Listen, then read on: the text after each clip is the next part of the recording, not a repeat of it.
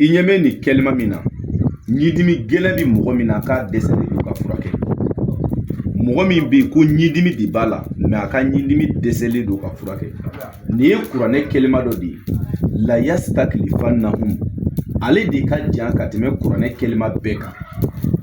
Ka kuranɛ daminɛ bi ka taa bila si, ni kumakan in de ka jan ni kuranɛ kumakan bɛɛ ye. La yastakilifannahum, a ye dɔnnibaw ɲininka.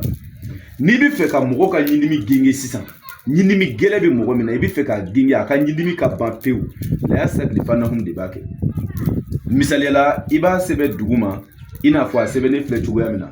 Hakilila mɔgɔw ɲɛ b'a la, i bɛ kamera jɔ a la ka ɲɛ, a sɛbɛnnen filɛ cogoya min na, i b'a sɛbɛn nin cogoya kelen na dugu ma tan.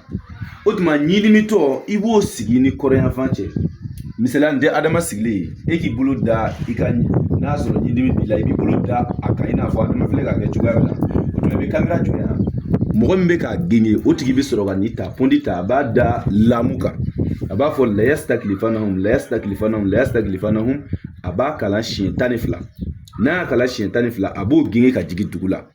A bɛ ɲinimitɔ ɲininka est-ce que a nɔgɔyala wa? N'a ko a ma nɔgɔya kosɛbɛ, a b'o gengenen to dugu ma, a bɛ dɔ wɛrɛ ta tuguni, a b'a fɔ la yastakilifannahum, la yastakilifannahum, la yastakilifannahum, a b'o fɛnɛ genge ka jigin dugu ma siɲɛ 12.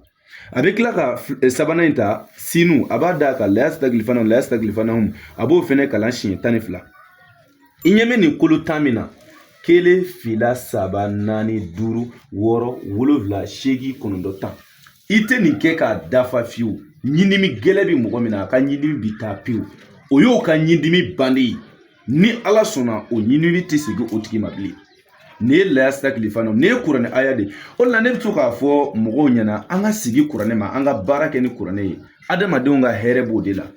Ni tɔɔrɔ ye adamaden sɔrɔ, i segi kuranɛ ma, i k'i dama kasi Ala la, i ka Ala wele ni Ala tɔgɔ sɛbɛlamaw ye. Wallahi i ka hɛrɛ b'o de la. Mais e bi seli, e bi sun, e bi jagabɔ. Ni dekun dɔ y'i sɔrɔ walima tɔɔrɔ dɔ y'i sɔrɔ, e wulila k'i ɲɛsin bolitigi ma, est-ce que o ye hɛrɛ ye wa?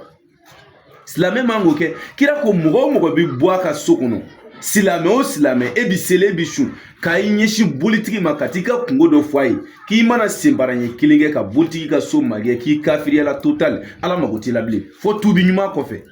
O tuma an bɛ to ka nin de fɔ mɔgɔw ye, hali ne ye sura dɔ di mɔgɔw ma sisan, c'est-à-dire k'a yira mɔgɔw la dɔrɔn adamaden mako bɛ hɛrɛ o hɛrɛ la, a bɛɛ bɛ sɔrɔ kuranɛ kɔnɔ.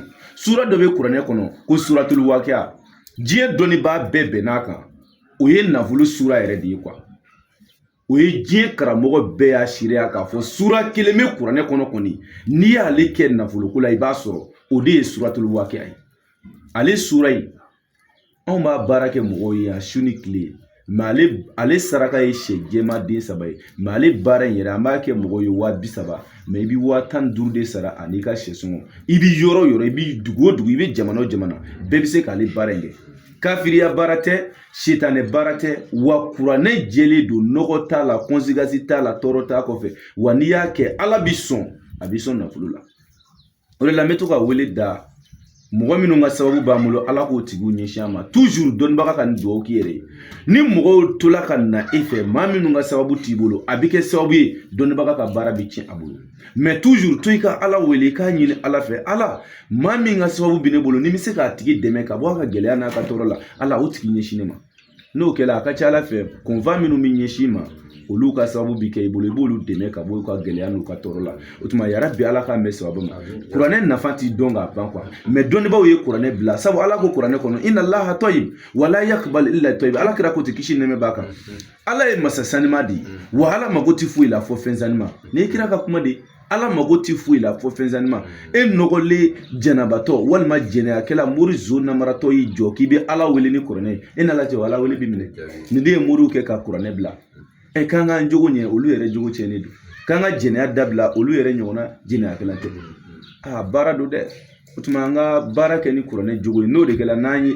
Ala ko n'i kɛla ale cogoya la, ale bɛ fɛ i ka kɛ cogoya min na, n'i kɛla ten, i yɛrɛ mana ɲini Ala fɛ cogoya min na, Ala b'a kɛ ten.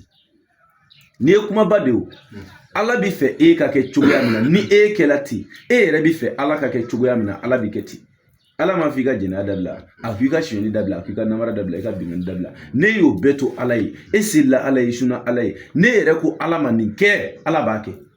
a fɔ de ma ko kunu faya kunu o de la ni adamaden kamana gana yanni ka ɲɛsin politigiw ma i ɲɛsin maaw ma minnu bɛ ala wele minnu ni ala ka di olu ka ala wele a fɔ de ma ko sababu ɲuman ala y'o fɔ kuranɛ kɔnɔ a ye tugu sababu nɔfɛ n'a tugula sababu nɔfɛ ne ala ta ye fɛn bɛɛ dɛ mɛ a ye tugu sababu nɔfɛ fɛn bɛɛ sigilen don sababu kan sankolo de la sababu la dugukolo de la sababu la wa adamadenya yɛrɛ de sigilen don sababu kan maa o maa bana sababu la i don man di da la dɛ ala k'an bɛ sababu ma ala ka laɲiniw sabati garibukɛ ka telefɔni nimero ni maa min mako bɛ information gɛrɛ la i bɛ se ka weleli kɛ plus 223 72 24 02 98 ni ala sɔnna an b'i bɔ fili kɔnɔ wa i mako bɛ ɲininkali min na n'i y'o kan a ka ca ala fɛ an b'o jaabi d'i ma a kɛ to b'a ka so la mun na ni so la wasali